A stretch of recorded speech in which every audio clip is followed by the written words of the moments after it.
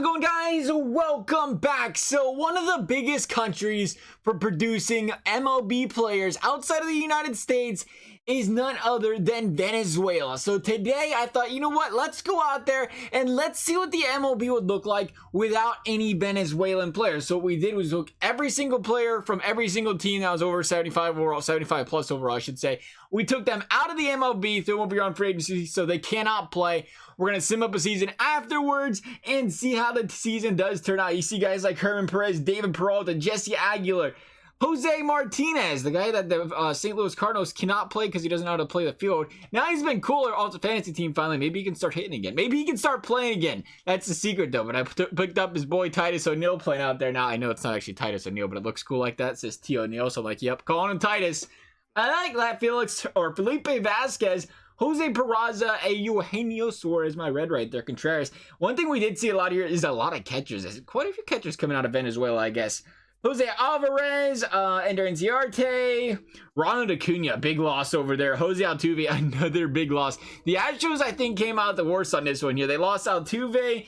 I think they lost one other guy too. And then Ashubo Cabrera gone. Wilson Ramos, another catcher. Elvis Andrus. Hector Rondon, Rugnet Odor, Conrad Pettit. Connor, I was a bit surprised I was Venezuelan. It doesn't sound like a very Venezuelan name. Chirinos, though, or Chirinos, again, another catcher, though. There's a lot of them. Like I said, Marwin Gonzalez, Salvador Perez, another catcher. Chirinos is a common name. I thought I'd seen that more than once when I was going through these. Miggy, gone. Walked out the door. Garcia, see you later. Jose Alvarado, gone. Gleyber Torres, the young stud coming up, gone. And that is the end of the list. Now I gotta make sure I hit accept roster changes properly this time, because last time I didn't and I had to redo it. Now it's not fun. You can hit BB twice in this game, and instead of just backing and staying right where you are, it completely backs you out without accepting changes. So I was like, oh, that's cool. All right, so here we go. Let's go ahead and sim up this season, see if anything sparkly can happen here for us. We'll just use the Cleveland Indians for a good time. I think, what they lose? Carrasco, now is it? I think that was that only lost the Indians?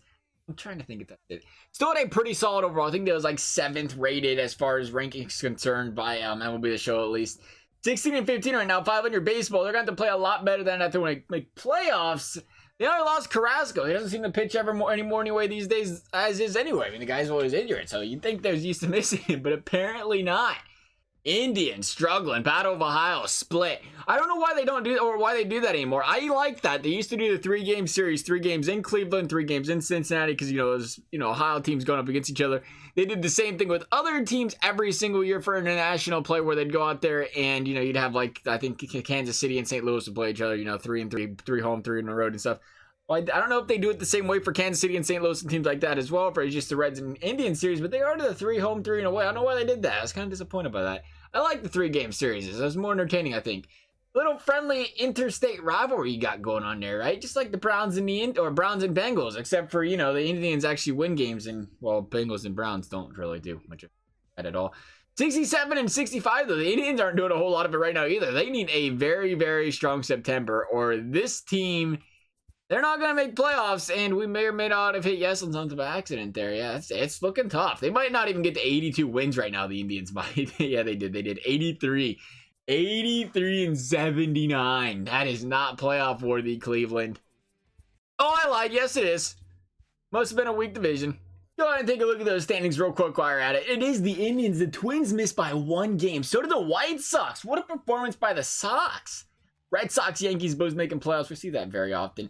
The Rays, there was another team that kind of got crushed. I think they lost 2-3 players from Venezuelan players, that is. So they ended up 26 games back, but that wasn't as much about bad performance by them as it was the Yankees and Indians dropping 102 and 105 wins. Ridiculous seasons. Rockies, Phillies making the wild card.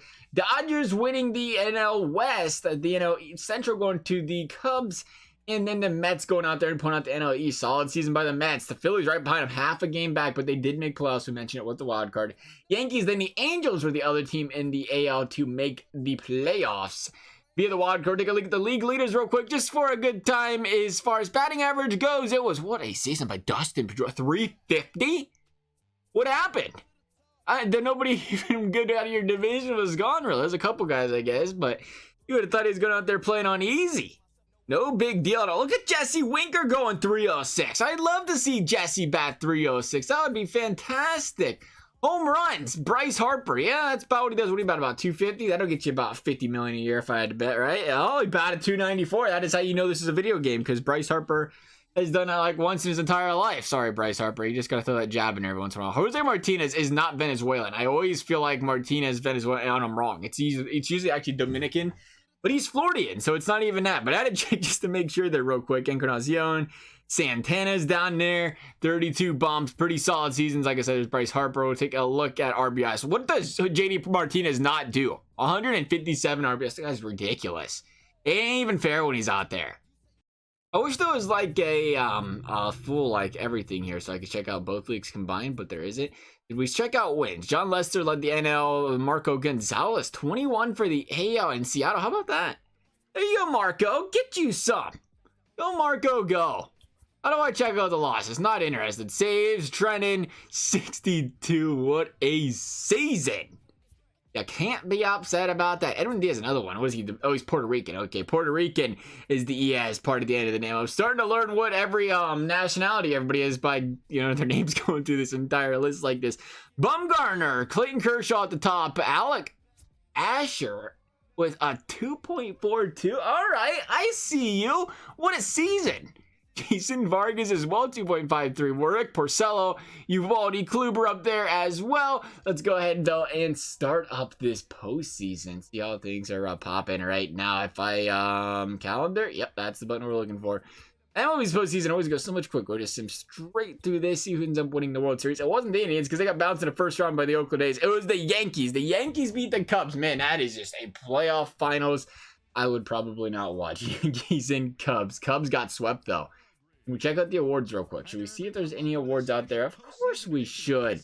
Oh, we brought home some hardware. DJ LeMahieu did as well, the World Series MVP. There you go, DJ. How about that? Most valuable. Why are you on the Yankees? Most valuable player. I forgot about that. Jeez, you got to get used to that. JD Martinez, though, most valuable player in the American League. Bryce Harper, most valuable player in the National League. Cy Young going to Clayton Kershaw. And Masahiro Tanaka Pedro at the batting title. As we know, he batted ridiculously good this year. Reliever of the year went to Edwin Diaz. I'm sure the Mets would love to see that the way that bullpen's going right now. Trennan for the AL. Rookie of the year going to Ascion. I don't think I'm saying his name right.